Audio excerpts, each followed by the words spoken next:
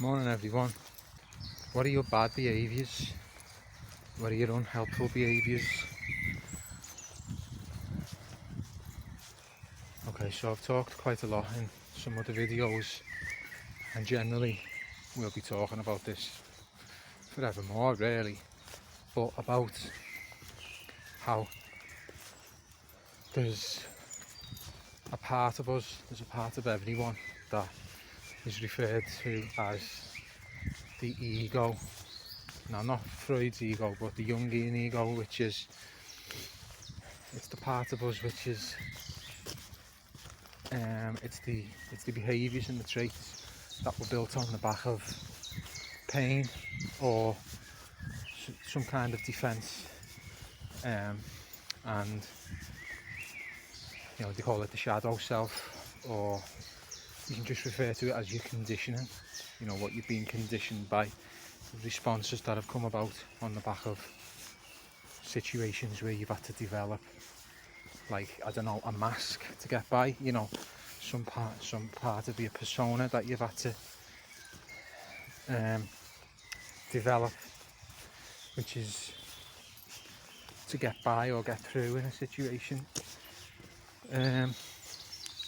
Or as I say, ways of controlling the situation. Now, control can be overt control, like, I don't know, using aggression or force, maybe even physically, to stop something or someone, or put something into action that you want there. Or control can be subtle. It can be by manipulation. It can be by playing a victim to get a response. So control, that's one aspect of this. But there are many ways that we need to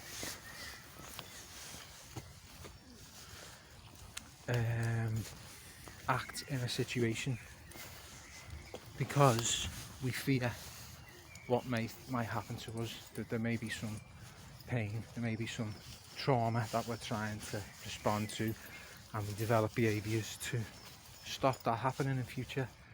And this gives rise to all of the infinite human behaviours and traits.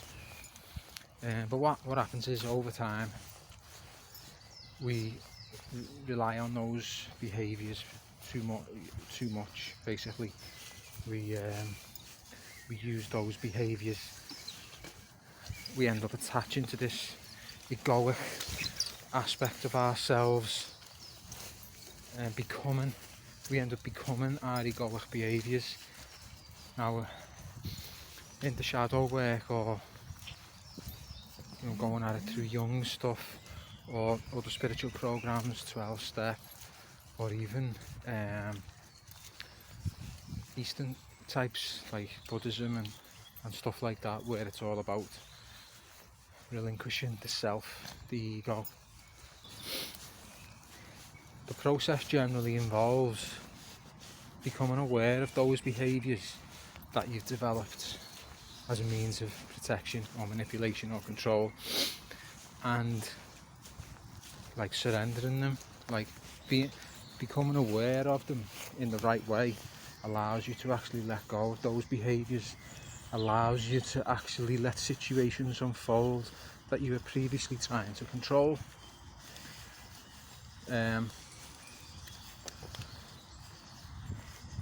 Letting go of part of yourself is what it can feel like. Now,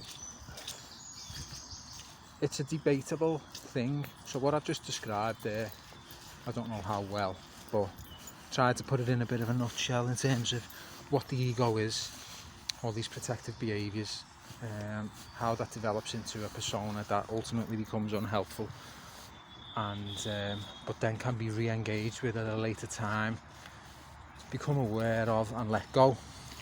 So that's what I've described. It's still up for debate. It's still seen as spiritual work sometimes, and because of that it's sometimes avoided or frowned upon. Lots of aspects of psychology and psychotherapy, which are the established tried and tested modes of behavioural change, or helping people through trauma or suffering, a lot of them don't give this credit. They don't give it this aspect of there being another part of the self, which is an unhelpful part that we can shed, like an actual thing. Well, yeah, they give credit to the fact that there's unhelpful behaviours that we can shed, but not in this kind of framework. So yeah, so it's still debatable. And then of course it's like, because if that's true, then what is the true self? If that's the false self, which is what it's also referred to as, if that's the false self, what's the true self? What's underneath all that? And that's where it gets into really spiritual matters, because the egoic self it has fixed boundaries, it has definitives, it has labels. It's why such thing as judgment comes in, because if something is judged, it's categorized. So we become categorized as people. We start to live within the box we put ourselves. Whereas the true self, the spiritual self, underneath that is more of a holistic, ever-changing, ever-informed by greater systems than our own concepts. Like a constantly changing, we are a process. That's the thing, we are a process, not a thing. We're constantly moving, evolving, changing, or we have the potential to anyway. But the point I really want to get to with this is not whether, it's not about the spiritual self, it's not about that, it's about where can we see examples of whether this is true, this thing of we adopt behaviours to help in times of difficulty, where we need to control the situation so that we don't have pain. And for me, like, you know, I get a lot, you can get a lot from your own situation, whatever it is, wherever you are, whatever you're doing.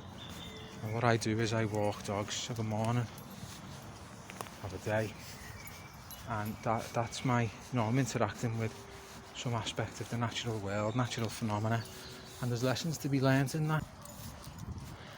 I'm exposed to possible stressful situations, and dare I say it, like, I mean, luckily I'm aware of parts of my ego. I've been there, you know, I've gone to have a look at it, gone to see what parts of me are unhelpful, parts that I'm trying to shed, really. And the evidence is all there, because one situation where you can prove this, to see if this is what happens, is stress. So when we're stressed, okay, so what's happening when we're stressed?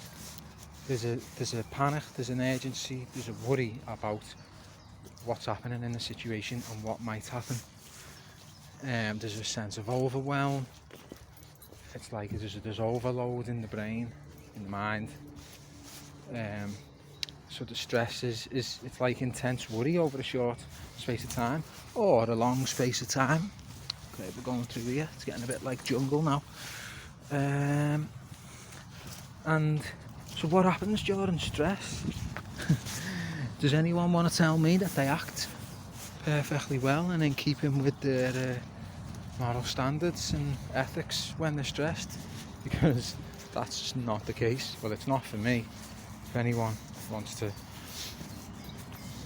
provide evidence to the contrary, great, you know, I'd love to see it. But under stress, it's like a cozy little example, you know, perfectly outlined example of this whole thing that I've just been talking about. It's like worry, intensely overwhelm. Oh my God, there's a situation going to happen that I don't like, or it's going to be painful, or I can't control, you know, all that. And then the controlling measures come in. Aggression, anger, you know, for me, maybe, in these situations anyway. You know, they're brilliant tools for control them. Shouting, you know, shouting at a dog, pulling it back forcefully, it's running away or whatever it is. And you might say, yeah, like, you know, that's needed, or perhaps it's not. That's up for debate. But the point is, these things come out when we fear a situation happening that is going to be harmful or hurtful to us. And if you want to know what your ego is, where your ego is present and what it looks like, put yourself under a stressful situation and you'll see it there, clear as day. And it's not to beat yourself up about it, because we all have these measures. We all have modes of behaviour that we resort to control. It's where there's fear involved. So yeah, there's the evidence. The ego is a thing. Where the work is what can we do as another response to stress other than that? I'm going to leave it there because there's a phone call. See you again soon.